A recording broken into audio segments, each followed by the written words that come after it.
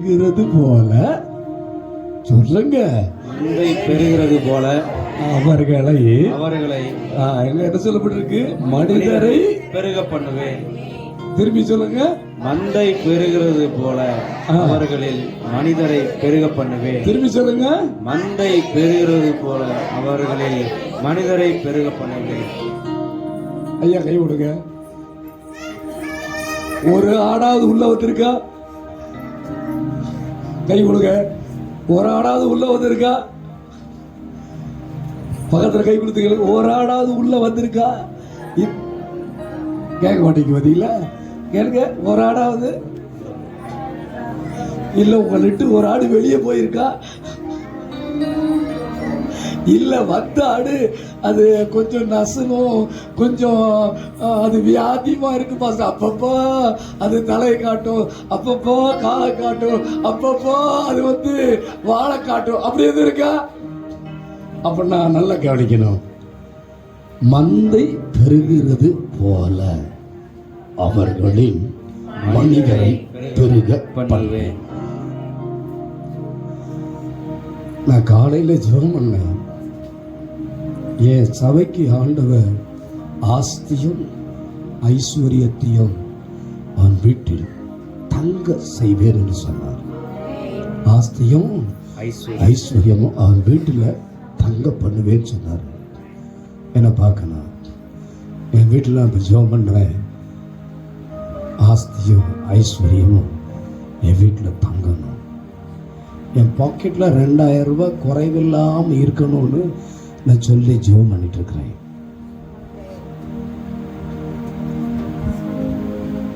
நான் ஒரு சின்ன ஒரு காரியத்தை ஒரு தவறு செய்தேன். அந்த தவறு நிமித்தமா என் கையில் இருந்த அந்த செல்வாக்கு என்னை விட்டு விலகினது. என்ன பாருங்க.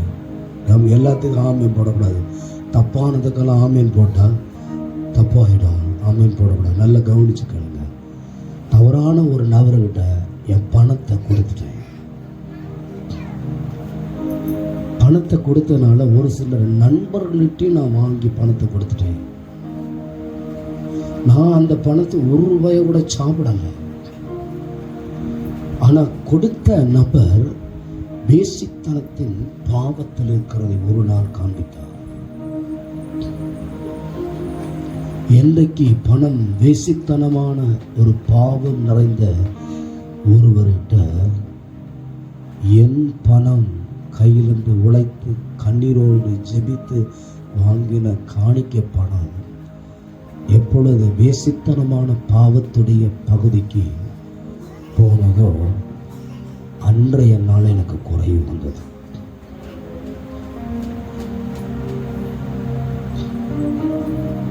நான் ரொம்ப நாள் ஜெபம் பண்ணேன். என் பிள்ளை கிட்ட சாரிப்பா, மன்னிச்சுக்கப்பா, இப்படி ஒரு கஷ்டத்தை நான் கொண்டு வந்துட்டேன். என் பிள்ளைகிட்ட சொல்லிட்டு சாரிப்பா, இப்படி ஒரு கஷ்டத்தை கொண்டு வந்துட்டேன். சாரிம்மா ஜான்சி, சாரி, இப்படி ஒரு கஷ்டத்தை கொண்டு வந்துட்டேன். எப்சிமா சாரி, இப்படி ஒரு கஷ்டத்தை நான் கொண்டு வந்துட்டேன் அப்படின்னு என் நெருங்கினவங்கிட்ட நான் சொன்னேன். 40 நாள் உபவாசம் பண்ணுவது அவர் சொன்னார், ஆஸ்தியும் ஐஸ்வர்யமும் அவன் வீட்டில் இருக்கும்னு சொன்னார். கடைசியாக நான் எல்லாரும் ஜெபம் பண்ணி அட்டை எடுத்தாங்க. அந்த அட்டை எடுக்கும்போது நானும் அட்டை எடுத்தேன். நான் அதுக்கு ரொம்ப பிரயாசப்பட்டு ஜெபம் பண்ணேன். 7 days போய் ஃபாஸ்டிங் பண்ணி ஜெபம் பண்ணேன். அதில் வந்துச்சு முக்கியமான ஒரு வசனம், பயப்படாதே, நான் உன்னோடு கூட இருக்கிறேன், திகையாதே, நான் தேவன், நான் உன்னை பலப்படுத்தி உனக்கு சகாயம் செய்வேன், என் நீதியின் வழக்கத்தினால் உன்னை தாங்குவேன் என்று ஆண்டவர் பேசினார். என்னை பார்க்கணும், என்னை தாங்குறாரு, என் ஆண்டவர் உதவி செய்கிறார். அப்ப மந்தை பெருகிறது போல அவர்களில் மனிதரை பெருக பண்ணுவேன். இந்த பெருக பண்ணணும்னா என்ன செய்யணும்? அதுக்கு மார்க்கு சுவிசேஷம் 1வது அதிகாரம் கடைசி பகுதியில் சொல்லப்பட்டிருக்கிறது. ஏமா வாசிக்க கடைசி வசனம் கொண்டு வாசிப்போம். நான் அதை ஒரு கண்டென்ட்டை சொல்றேன், என்ன கவனிக்கணும். இயேசு ஒரு குஷ்டரோகியான ஒரு மனுஷனை அவர் பார்க்கிறார். அவர் பார்த்தது மாத்திரம் இல்ல, உமக்கு சித்தமானால் என்னை சுத்தமாகும் என்று அந்த குஷ்டரோகி வேண்டுதல் செய்கிறார். இயேசு மனதுருகி அவர் மேல கைய வச்சு, எனக்கு சித்தம் உண்டு, என்னாகு சுத்தம் ஆகு, எனக்கு சித்தம் உண்டு, என்னது சுத்தம் ஆகு. கர்த்தருடைய ஆவியான அந்த காலவெளியில் சொல்றது, எனக்கு சித்தம் உண்டு, சுத்தம் ஆகு, எனக்கு சித்தம் உண்டு. பல விதமான போராட்டத்தோட நாளைக்குள்ள நீங்க இருந்து கொண்டிருக்கிறீங்க. சில நேரம் எண்ணங்களுடைய பகுதியில் அலசலடி படுகிற நிலையில இருக்கிறதை கர்த்தருடைய ஆவியானவர் காண்பிக்கிறார். இப்பதான் ஒரு சரியான ஒரு அர்ப்பணிப்புக்கு நேரா நீங்க வரணும். நீங்க வந்தா முதலாவது ஆதாயம் செய்கிற பாத்திரம் உங்கள் கணவரை என் ஆண்டவர் மகிமையாய் தருவார். இப்ப என்ன பார்க்கணும், அந்த குஷ்டரோகி சுத்தமானான். அந்த கடைசி வசனம் சொல்றது வாசிப்போம். கடைசி வசனத்தை மார்க்கு சுவிசேஷம் 1வது அதிகாரம் வாசிப்போமே. 1வது அதிகாரம் கடைசி வசனம் வாசிக்குமா?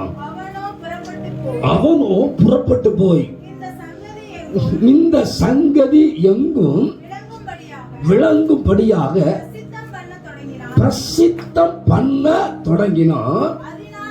அதனால் அவர் கூடாமல், அப்ப நல்லா பார்க்கணும், நல்லா பார்க்கணும்.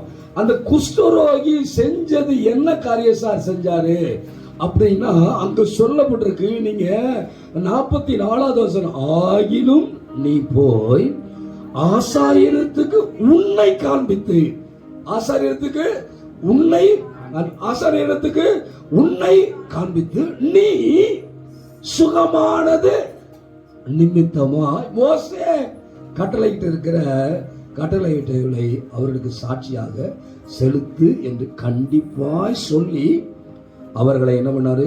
அனுப்பிவிட்டார். அவனை அனுப்பிவிட்டார்.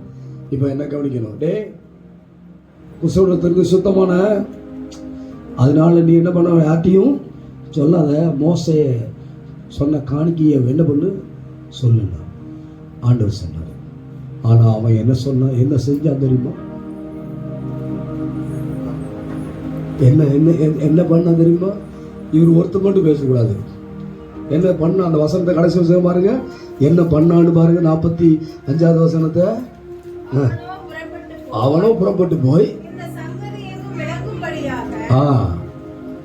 வாசிங்க. இப்ப என்ன கவனிக்கணும், கையை கொடுத்து சொல்லுங்க, கர்த்தர் உங்களுக்காக சொல்லுங்க, உங்களுக்காக கர்த்தர் செய்த நன்மையை மற்றவர்களுக்கு சொல். திரும்பி சொல்லுங்க, கர்த்தர் உங்களுக்காக செய்த நன்மையை மற்றவர்களுக்கு சொல். ஏன் அந்த பாஸ்டர் நான் கூப்பிட்டு இங்க நிக்க வச்சு தெரியுமா? அவரை நைட்ல ஜெபம் பண்ண சொன்னேன். அடுத்து ஜெபம் பண்ண சொன்னது மாத்திரம் 40 நாள் ஜெபம் பண்ணாரு. அப்புறம் அவர்கிட்ட இருந்து நான் எதிர்பார்த்தேன். என்ன எதிர்பார்த்தேன் தெரியுமா? இந்த 4வது வாரத்துக்காக அவர் ஏதாவது செய்யணுமே அப்படின்னு எதிர்பார்த்தேன். அப்ப அவரு பாஸ்டர் போன் பண்ணி சொன்னாரு, 4வது வாரம் சனிக்கிழமை நான் காலை சாயந்தரம் வரைக்கும் உங்களுக்காக நான் உபவாசம் செய்து ஜெபம் பண்ணுகிறேன். ஆமா, ஹல்லேலூயா. என்ன பார்க்கணும், அவர் இருக்கிறார் வெளிநாட்டில், அவருக்கு அவசியமே இல்லை பட்டினியா இருக்கணும். ஆனா காரைக்குடியில் 4வது வாரம் நடக்கிற ப்ரேயர் மீட்டிங்கு அந்த பாஸ்டர் அவங்க உபவாசம் பண்ணி ஜெபம் பண்றாங்க. இப்ப பாருங்க, சபை வளரணும்னா மந்தை பெருகிறது போல அவர்களை பெருக்குவே. அப்படின்னா எனக்கு பெருக்கம் அடையணும்னா ஆண்டவர் செய்த நன்மையை என்ன பண்ணு, தோல் மேல கை சொல்லுங்க. ஆண்டவர் செய்த நன்மையை சொல்லுங்க. நன்மையை அக்கா கையில இல்ல, அக்கா தோல்ல சொல்லுங்க. ஆண்டவர் செய்த நன்மையை மற்றவர்களுக்கு சொல். ஆமா, ஹல்லேலூயா. என்ன கவனிக்கணும். இதை நீங்க செய்வீங்கன்னா உங்க குடும்பம் ஆசீர்வதிக்கப்படும். என்ன பண்ண ஆசீர்வதிக்கப்படும் அப்படின்னா, ஆண்டவர் உனக்கு செய்த நன்மையை நீங்க மற்றவர்கிட்ட சொன்னா நீங்க ஆசீர்வதிக்கப்படுவீங்க. இரண்டாவது பகுதி அடுத்து 18 வாசிங்க. 15, 18, 19 வாசிங்க. இயேசுவினிடத்தில் வந்து லெகியோனாகிய பிசாசு பிடித்திருந்தவன் வஸ்திரம் தரித்து உட்கார்ந்து புத்தி தெளிந்திருக்கிறதை கண்டு பயந்தார்கள். வாசிங்க. ஏறி போகிற போது அவரோடு கூட இருக்கும்படிக்கு உத்தரவு கொடுக்க வேண்டிக் கொண்டார். படிக்க தெரிஞ்ச எல்லா அண்ணமார் அக்காமார் எல்லாம் பைபிளை கட்டாயம் பார்க்கணும். 19 வருஷம் பார்க்கணும். இயேசு அவனுக்கு உத்தரவு என்ன கொடாம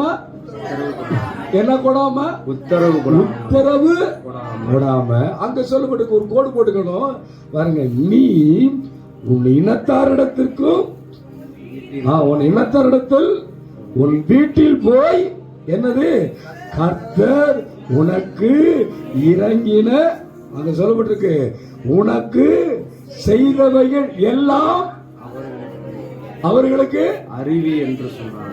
என்னது அறிவி என்று சொன்னார். சத்தமா வாசிங்க.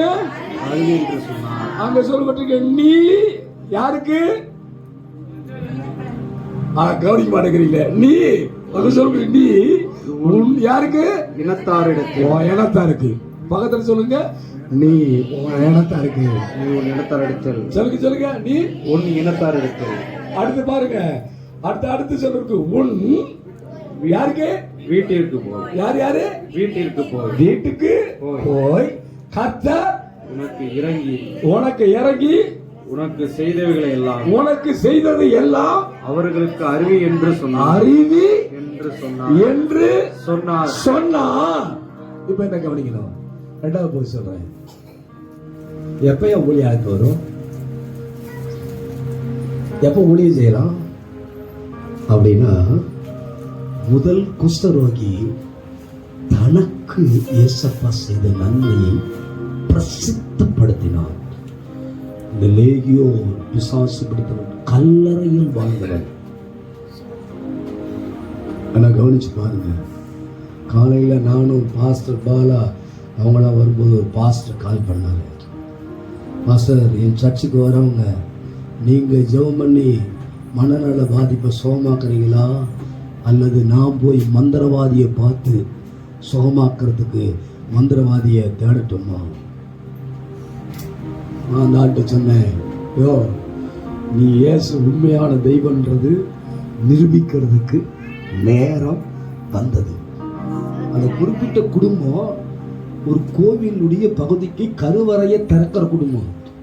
அவர் சொல்லியிருக்காரு, ஐயா நீங்க போக வேண்டாம், போகலன்னா ஊரட்டு ஒதுக்கிடுவாங்க அப்படின்னு அவங்க சொல்லியிருக்காங்க. போய் கதவை திறந்துட்டு வந்ததுதான். திறந்துட்டு வந்த உடனே அவங்களுக்கு என்ன ஆச்சுன்னா, பையனுக்கு மனநிலை பாதிப்பு. 12 மணிலிருந்து நைட்டு 3 மணி வரைக்கும் நடக்கிறானோ.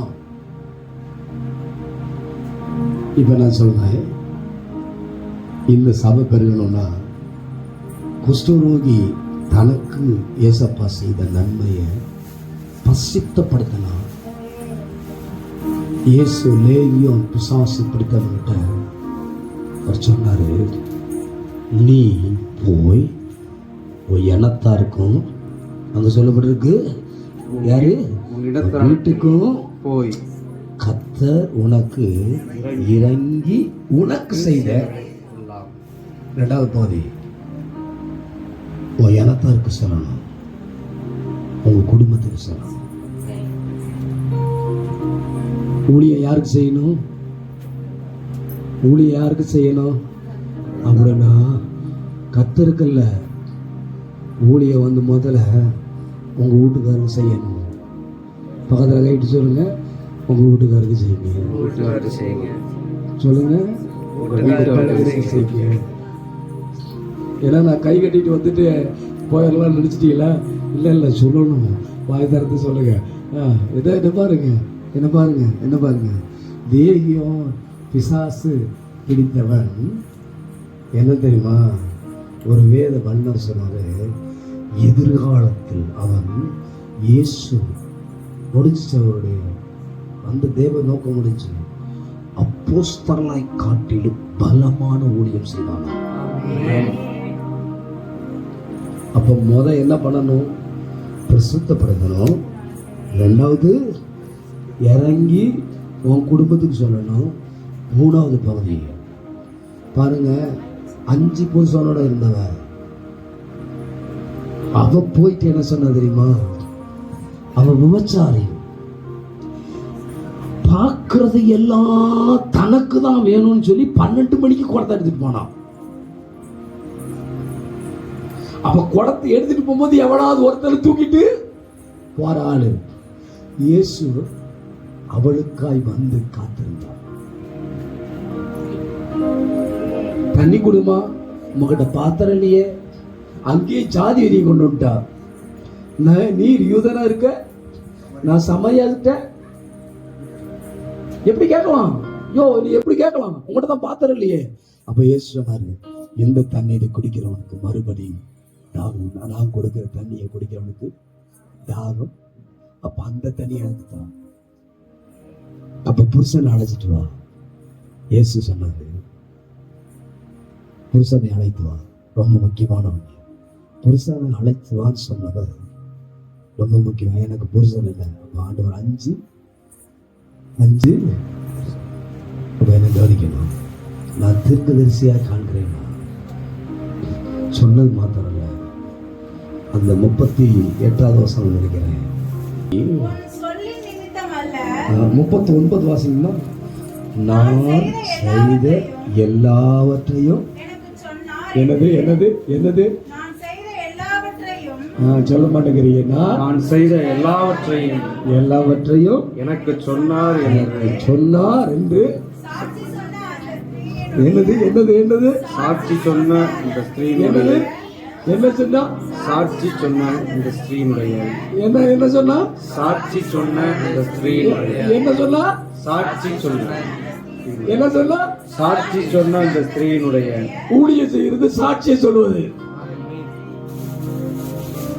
ஊழியம் செய்யறது சாட்சிய சொல்லுவது. அவ சொன்ன சாட்சியுடைய பகுதியை கேட்டு என்ன பண்ணாங்க? 42 பாருங்க, 42 நிமித்தம். அதே வாசிப்போம். அதே வாசிங்க. அந்த ஸ்திரீ வாசிங்க. அல்ல கேட்டு ஒரு விபச்சாரினால இயேசு உலக ரட்சகர் என்று காமிக்க முடியும்னா, தேவனுடைய பிள்ளைய நீங்க காமிக்க முடியுமா? காமிக்க முடியாது. நான் எப்படி சொல்றேன் அப்படின்னா, நன்மையை பெற்றவன் ஆண்டவரை பிரசித்தப்படுத்த வேண்டும். கையை தூக்கி, வலது கரத்தை தூக்கி ஆண்டவரே, எனக்கு செய்த நன்மையை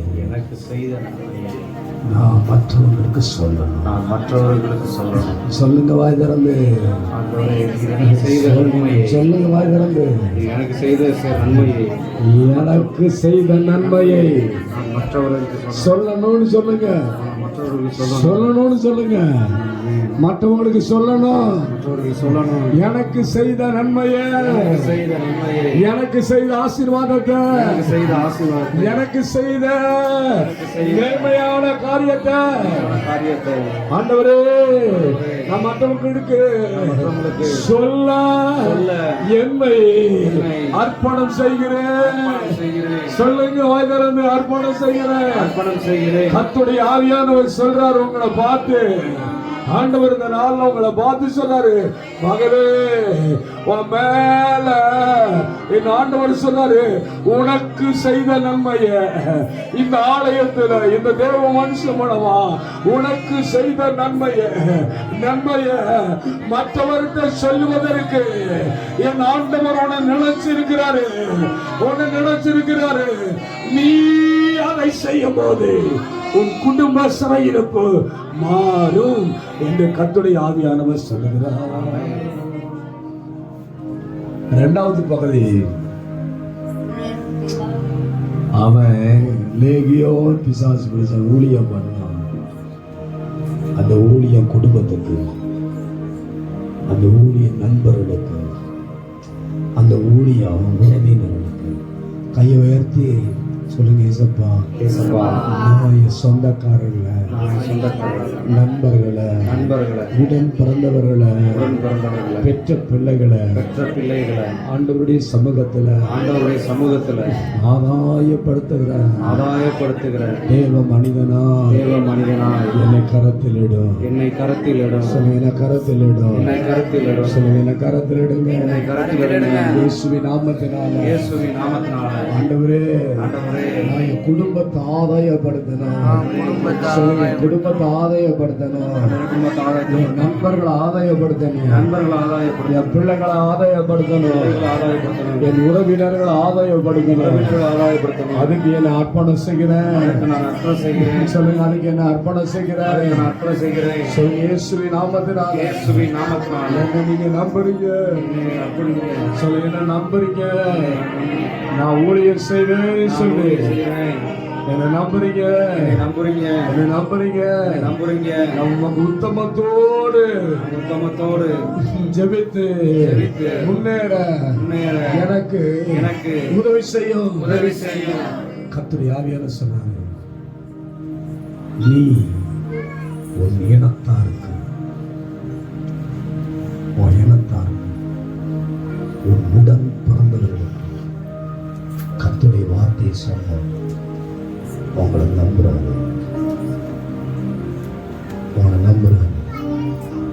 அநேக உபத்திரவத்திலிருந்து இயேசப்பா அவங்களை தூக்கி எடுத்துட்டாங்க.